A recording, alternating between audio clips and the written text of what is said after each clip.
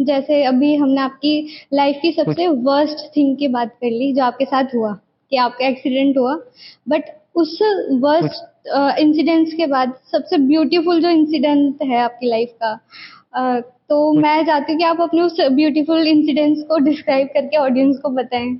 सबसे ब्यूटीफुल मतलब लीला तो ठाकुर जी की नित्य लीला ही करते रहते हैं, वो तो कभी कुछ वृंदावन बरसाने में हर दिन लीला है। तो उनमें से सबसे ब्यूटीफुल मैं आपके साथ एक्सपीरियंस करना चाहता हूँ। एक बार मैं गिरिराज जी की परिक्रमा, ऑफिस से छूटा और गिरिराज जी की परिक्रमा देने जा रहे थे, तो दंडवत करते हैं, गिरिराज जी को, बाबा को प्रणाम किया, बाबा परिक्रमा दूंगा, रात में अंधेरा बहुत है, देख लेना भैया, हाँ।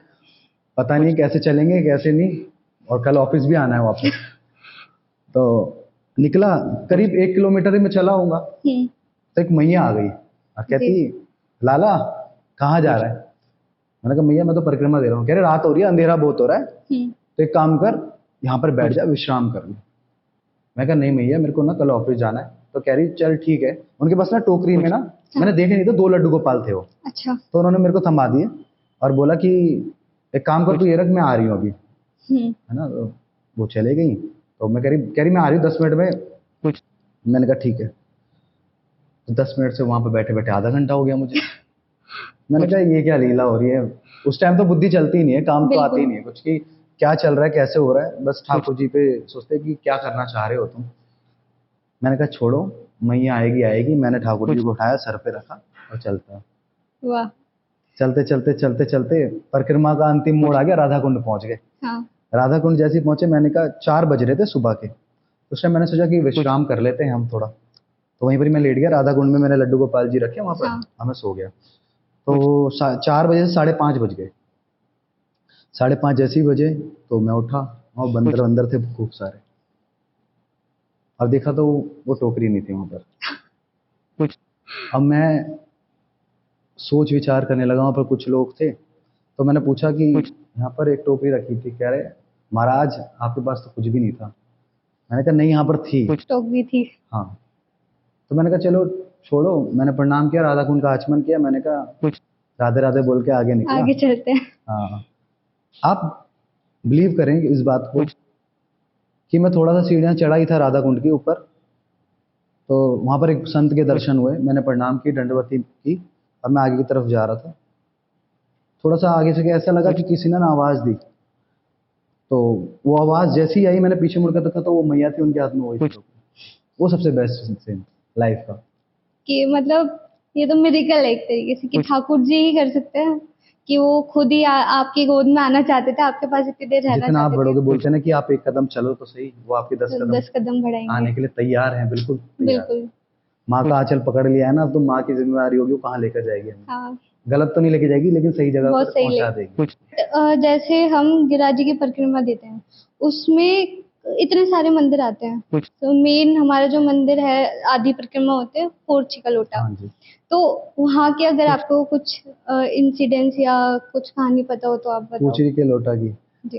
पूछरी के लोटे, जैसे कि हमारे बिहारी जी, हमारे ठाकुर जी जब जा रहे थे अपना बाहर की ओर, तो उनको वो जिम्मेवारी सौंपी थी, है ना। हाँ। तो उनको वो जिम्मेवारी सौंपी, तो जो भी आएगा उनके दर्शन जरूर करेगा, है ना। बिल्कुल। और उनको बोला जाता है, रजिस्ट्रेशन होता है हाँ, वहाँ पे, हमारा रजिस्ट्रेशन होता है कि आपने परिक्रमा की दे है। दी है ना, दे दी है। हाँ। तो वही चीज है, पूछरी का लोटे आप जाएंगे तो आपको जरूर दर्शन करने चाहिए, पहली चीज। और उनको बोला जाता है, क्या बात है बंसी वारे, हु हु हु, हमारे ब्रज में ऐसा बोला जाता है पूछरी के लोटा को। तो उनकी यही मान्यता है कि आप जब भी ब्रज 84 कोर में परिक्रमा देंगे, तो पूछरी के लोटे आपको जाना पड़ेगा और दर्शन जरूर करने पड़ेंगे, तब आपकी परिक्रमा संपन्न मानी जाएगी। बिल्कुल। और जैसे पोर्ची का लोटा हो गया, और छोटी परिक्रमा जो हमारी स्टार्ट होती है, उसमें राधा कुंड, श्याम कुंड सारे आते हैं, ललिता कुंड।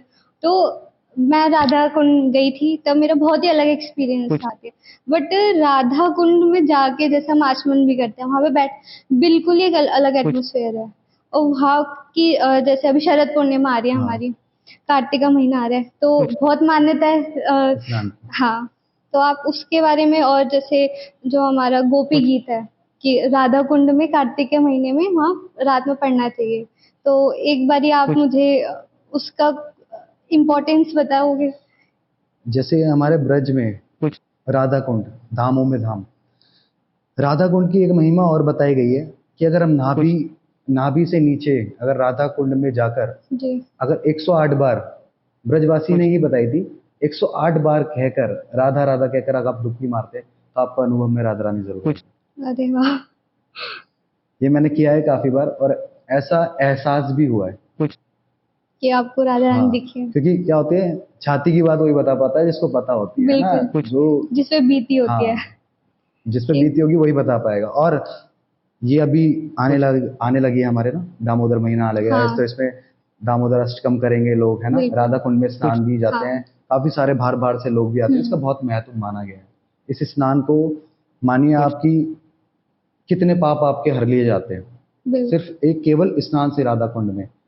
और वो राधा कुंड नहीं, साक्षात राधा रानी है, ये कहें हाँ आप।